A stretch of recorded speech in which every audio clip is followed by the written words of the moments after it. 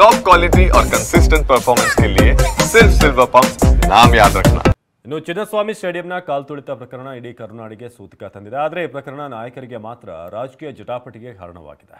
ಮಾಜಿ ಸಿಎಂ ಕುಮಾರಸ್ವಾಮಿ ಅಂತೂ ಮಾತಿನ ಬಾಣಗಳನ್ನೇ ಬಿಡ್ತಾ ಇದ್ದಾರೆ.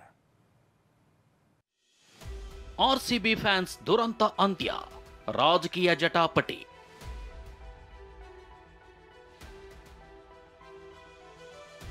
ಡಿಸಿಎಂ ಡಿಕೆ ವಿರುದ್ಧ ಕೇಂದ್ರ ಸಚಿವ ಕುಮಾರಸ್ವಾಮಿ ಗರಂ. ಆರ್ಸಿಬಿ ಅಭಿಮಾನಿಗಳ ದುರಂತ ಅಂತ್ಯ ಈಗ ರಾಜಕೀಯ ನಾಯಕರ ಆರೋಪ ಪ್ರತ್ಯಾರೋಪ, ಪರಸ್ಪರ ಕೆಸರೆರ್ಚಾಟಕ್ಕೆ ಕಾರಣವಾಗಿದೆ. ಕಾಲ್ತುಳಿತ ರಾಜ್ಯ ಸರ್ಕಾರದ ಫೇಲ್ಯೂರ್ ಅಂತ ವಿಪಕ್ಷಗಳು ದೂರಿದ್ರೆ, ಕುಂಭಮೇಳದಲ್ಲಿ ಕಾಲ್ತುಳಿತ ಆಗಿಲ್ವಾ ಅಂತ ಕಾಂಗ್ರೆಸ್ ನಾಯಕರು ವಿಪಕ್ಷಗಳಿಗೆ ಮರುಪ್ರಶ್ನೆ ಹಾಕ್ತಿದ್ದಾರೆ. ಕೇಂದ್ರ ಸಚಿವ ಕುಮಾರಸ್ವಾಮಿ ಅವರಂತೂ ಡಿಸಿಎಂ ಡಿಕೆ ಗುರಿಯಾಗಿಸಿ ಆರೋಪಗಳ ಬಾಣಗಳನ್ನೇ ಬಿಡ್ತಿದ್ದಾರೆ. ಕೊಡೋಣ ಪಾಪ, ಅವ್ರಿಗೆ ರಾಜೀನಾಮೆ ಕೇಳ್ತಾ ಇದ್ದಾರೆ, ಕೊಡೋಣ, ಅವ್ರ ಆಸೆ ನೆರವೇರಿಸೋಣ. ನೈತಿಕತೆ ಇದ್ರೆ ಕೊಡಬೇಕು. ನನ್ನ ಅಭಿಪ್ರಾಯದಲ್ಲಿ ಆಗಿರೋದು ಅವರದೇ ದಿನಗಳಾಗಬೇಕು. ಹೀಗೆ ಎಚ್ಡಿಕೆ ಡಿಸಿಎಂ ವಿರುದ್ಧ ಮಾತಿನ ದಾಳಿ ಆರಂಭಿಸುತ್ತಿದ್ರೆ, ಮಾಜಿ ಸಂಸದ ಡಿಕೆ ಸುರೇಶ್ ತಮ್ಮ ಸಹೋದರನ ರಕ್ಷಣೆಗೆ ಧಾವಿಸಿ ಬಂದಿದ್ದಾರೆ. ಕುಮಾರಸ್ವಾಮಿ ಮಾತು ತಿರ್ಚೋದ್ರಲ್ಲಿ ನಿಸ್ಸೀಮರು ಅಂತ ಮಾತಿನ ಗುಂಡು ಹಾರಿಸಿದ್ದಾರೆ. ಅವರು ಸುಳ್ಳು ಹೇಳೋದ್ರಲ್ಲಿ, ಮಾತುಗಳನ್ನ ತಿರ್ಚೋದ್ರಲ್ಲಿ ಅವರು ನಿಸ್ಸೀಮರಿದ್ದಾರೆ. ಎಲ್ಲೋ ಒಂದ್ ಕಡೆ ಒತ್ತಡದಲ್ಲಿದ್ದಾರೆ ಅಂತ ಕಾಣಿಸ್ತದೆ. ಆರೋಗ್ಯ ಸರಿ ಇಲ್ಲ. ಯಾವ ಮಾತಿರುತ್ತಾರೆ? ಅಭಿನಂದನೆ ಸಲ್ಲಿಸಿದ್ದೀವಿ, ಅವ್ರು ಗೆದ್ರು ಅಂತೇಳಿ ಅಮಾಯಕರ ಜೀವ ತೆಗಿಬೇಕು ಅಂತ ಇದೆಯಾ? ಕುಂಭಮೇಳ ಕಾಲ್ತುಳಿತ, ಡಾಕ್ಟರ್ ರಾಜ್ ನಿಧನ ಗಲಾಟೆ. ಕುಮಾರಸ್ವಾಮಿಗೆ ಡಿಕೆ ಬೇಳೂರು ಖಡಕ್ ಕೌಂಟರ್. ಸಿಎಂ ಡಿಸಿಎಂ ಅವರೇ ಚಿನ್ನಸ್ವಾಮಿ ಕ್ರೀಡಾಂಗಣದ ಕಾಲ್ತುಳಿತದ ಜವಾಬ್ದಾರಿ ಅಂತ ಎಚ್ಡಿಕೆ ಹೇಳ್ತಿದ್ದು ರಾಜೀನಾಮೆಗೆ ಆಗ್ರಹಿಸುತ್ತಿದ್ದಾರೆ. ಇದಕ್ಕೆ ಖಡಕ್ ಕೌಂಟರ್ ಕೊಟ್ಟಿರೋ ಡಿಕೆ ಸುರೇಶ್, ಕುಂಭಮೇಳ ಕಾಲ್ತುಳಿತ ಯಾರ ಪ್ರಾಯೋಜಿತ ಅಂತ ಪ್ರಶ್ನಿಸಿದ್ದಾರೆ. ಮುಖ್ಯಮಂತ್ರಿಗಳೇ ಜವಾಬ್ದಾರಿ ತಗೋಬೇಕಿದೆ. ಮುಖ್ಯಮಂತ್ರಿಗಳು, ನಮ್ಮ ಉಪಮುಖ್ಯಮಂತ್ರಿಗಳು, ಗೃಹ ಸಚಿವರು, 3 ಜನದ್ದು ಇಲ್ಲೇ ತಪ್ಪಿದೆ. ಇತ್ತೀಚಿನ ದಿನಗಳಲ್ಲಿ ಪ್ರಯಾಗ್ರಾಜದಲ್ಲಿ ಸುಮಾರು 300ಕ್ಕೂ ಹೆಚ್ಚು ಜನ ಸಾವನ್ನಪ್ಪಿರತಕ್ಕಂತ ವರದಿಗಳಿವೆ. ಸರ್ಕಾರ ಅದನ್ನ ಮುಚ್ಚಾಕುವಂತ ಪ್ರಯತ್ನ ಮಾಡ್ತು. ಯಾರು ಪ್ರಾಯೋಜಿತ? ಅದು ಬಿಜೆಪಿ ಪ್ರಾಯೋಜಿತನ? ಪ್ರಧಾನ ಮಂತ್ರಿಗಳದ? ಮುಖ್ಯಮಂತ್ರಿಗಳದ?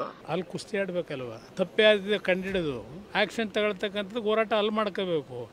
ಇವ್ರು ಮಾಡಿರೋ ತಪ್ಪಿಗೆ ಪ್ರಯಾಗ್ರಾಜ್ ಅಂತೆ ಇನ್ಯಾವುದು ಅಂತ ಅಂದ್ಬಿಟ್ಟು ಪಹಲ್ಗಾಮಕ್ಕೆ ಉತ್ತರ ಕೊಡೋಕೆ, ಪಹಲ್ಗಾಮ್ಗೂ ಇದಕ್ಕೂ ಸಂಬಂಧ ಏನು? ಶಾಸಕ ಬೇಳೂರು ಗೋಪಾಲಕೃಷ್ಣ ಅವರಂತೂ ಡಾಕ್ಟರ್ ರಾಜ್ಕುಮಾರ್ ನಿಧನರಾದ ಸಂದರ್ಭದಲ್ಲಿ 5 ಗುಂಡಿಟ್ರು ಅಂತ ಕುಮಾರಸ್ವಾಮಿ ವಿರುದ್ಧ ಕೆಂಡ ಕಾರಿದ್ದಾರೆ. ಕುಮಾರಸ್ವಾಮಿ ಅವರಿಗೆ ನಾಚಿಕೆ ಆಗ್ಬೇಕು. ಅವರಿಗೆ ತನ್ನ ಕಾಲದಲ್ಲೇ ರಾಜ್ಕುಮಾರ್ ಗಲಾಟೆ ಸಂದರ್ಭದಲ್ಲಿ, ರಾಜ್ಕುಮಾರ್ ನಿಧಾನ ಸಂದರ್ಭದಲ್ಲಿ ನಾನೇ ಇದ್ದೆ ಅಲ್ಲಿ, ಎಲ್ಲಿ ಕಂಠ ಸ್ಟುಡಿಯೋ ಹತ್ರ 4 ಜನರು ಗುಂಡೆಟ್ಟು ಹೊಡೆದು ಸಾಯಿಸಿದ್ರು. ಅವಾಗ ಇವ್ರು ರಾಜೀನಾಮೆ ಕೊಟ್ರಾ? ಗೌರವ ಸಲ್ಲಿಸಬೇಕಾದ್ರೆ ನಡ್ಕೊಂಡಂಥ ರೀತಿ ಇದೆಯಲ್ಲ, ಅದರ ಮೇಲೆ ಗೋಲಿಬಾರ ಆಯಿತು. ಅದರಲ್ಲಿ ಇಬ್ಬರು ಸತ್ತಿದ್ದು ನಿಜ. ನಾನು ಅದನ್ನು ಓಪನ್ ಆಗಿ ನಾನೇ ಹೇಳ್ತಾ ಇದ್ದೀನಲ್ಲ, ಅದಕ್ಕೂ ಇದಕ್ಕೂ ಹೋಲಿಕೆ ಯಾಕೆ ಮಾಡ್ತೀರಿ? ಇಷ್ಟೇ ಅಲ್ಲ, ಕಾರ್ಯಕ್ರಮ ಆಯೋಜನೆಗೆ ಪೊಲೀಸ್ ಅಧಿಕಾರಿಗಳ ಮೇಲೆ ಒತ್ತಡ ಹಾಕಿದ್ದಾರೆ ಅಂತ ಎಚ್ಡಿಕೆ ಆರೋಪ ಮಾಡಿದ್ದಾರೆ. ಇದನ್ನ ತಳ್ಳಿ ಹಾಕಿದ ಡಿಕೆ ಸುರೇಶ್, ನಿಮ್ಮ ಹೇಳಿಕೆಗೆ ಬೆಲೆ ಇಲ್ಲ ಅಂದಿದ್ದಾರೆ. ಬೆಳಗ್ಗೆ 7:30 ಗಂಟೆನಲ್ಲಿ ಕಮಿಷನರ್ ಮೇಲೆ ಒತ್ತಡ ಆಗದತ್ತವ್ರು ಯಾರು? ಇದೆಲ್ಲ ನಾನು ವಾಸ್ತವಾಂಶ ತಿಳಿದು ಮಾತಾಡಿದ್ದೇನೆ. ಕುಮಾರಸ್ವಾಮಿ ಮಾತನ್ನ ಸೀರಿಯಸ್ ಆಗಿ ತಗೊಳ್ಳೋ ಅಂತ ಅವಶ್ಯಕತೆ ಇಲ್ಲ ರೀ. ಹೇಳಿದ್ನಲ್ಲ, ಅವರು ಬೆಳಗ್ಗೆ ಒಂದು ರಾತ್ರಿ ಒಂದು ಹೇಳ್ತಾರೆ. ಒಂದೆಡೆ ಕುಮಾರಸ್ವಾಮಿ ಮುಗಿಬಿದ್ರೆ, ಮತ್ತೊಂದೆಡೆ ಬಿಜೆಪಿ ನಾಯಕರು ಸರ್ಕಾರದ ವಿರುದ್ಧ ವಾಗ್ಬಾಣ ಮುಂದುವರೆಸಿದ್ದಾರೆ. ಇಂದು ವಿಧಾನಸೌಧ ಗಾಂಧಿ ಪ್ರತಿಮೆ ಎದುರು ಪ್ರತಿಭಟನೆ ನಡೆಸಲು ಸಜ್ಜಾಗಿದ್ದಾರೆ. ಪ್ರತಿಭಟನೆಯಲ್ಲಿ ಸಂಸದರು, ಶಾಸಕರು, ಎಂಎಲ್ಸಿಗಳು ಎಲ್ಲರೂ ಪಾಲ್ಗೊಳ್ಳಲಿದ್ದಾರೆ. ಮೇಲೆ ಬಿದ್ದು ಕುಟುಂಬದವರನ್ನ, ಪರಿವಾರದವರನ್ನ, ಅವ್ರು ಎಲ್ಲೆಲ್ಲಿದ್ರು ಅವರನ್ನು ಕರೆಸಿದವರಿಗೆ ಇವತ್ತೇನು ಶಿಕ್ಷೆ ಇಲ್ಲ. ಅದಕ್ಕೆ ನಾನು ಹೇಳ್ತಾ ಇದ್ದೀನಿ, ನಿಮ್ಮ ಕೈಗೆ ರಕ್ತ ಅಂಟ್ಕೊಂಡಿದೆ, ನೀವು ತೊಳ್ಕೊಳಕ್ಕಾಗಲ್ಲ. ಯಾಕೆ ಯೋಜನೆ ಮಾಡಿದ್ರಿ? ಆ ಯೋಜನೆ ಮಾಡಿದವರು ಕರ್ನಾಟಕದ ಗೌರವನೂ ಉಳಿಸ್ಲಿಲ್ವಲ್ಲ ನೀವು? 11 ಜನರ ಬಲಿಗೆ ಕಾರಣ ಆದ್ರಲ್ಲ. ಸುದ್ದಿ ತಿಳಿದಿದ್ರೆ ಕಾರ್ಯಕ್ರಮ ಮಾಡ್ತಲೇ ಇರಲಿಲ್ಲ. ಆಪ್ತರ ಬಳಿ ಮುಖ್ಯಮಂತ್ರಿ ಸಿದ್ದರಾಮಯ್ಯ ಬೇಸರ.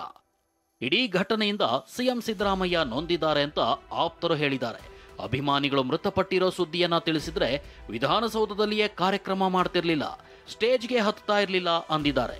ನಿಜವಾಗ್ಲೂ ಇದು ನಮಗೆಲ್ಲ ಭಾಳ ದುಃಖ ಆಗಿದೆ. ಸರ್ಕಾರ ಕೂಡ, ನಮ್ಮ ಮಾನ್ಯ ಮುಖ್ಯಮಂತ್ರಿಗಳಂತೂ ಭಾಳ ನೋವು ತಿಂದಿದ್ದಾರೆ. ಅವರು ಈಗಾಗಲೇ ಅದಕ್ಕೆ ಕ್ರಮ ತೆಗೆದುಕೊಂಡಿದ್ದಾರೆ. ತನಿಖೆ ಮಾಡ್ತಾ ಇದ್ದೀವಿ.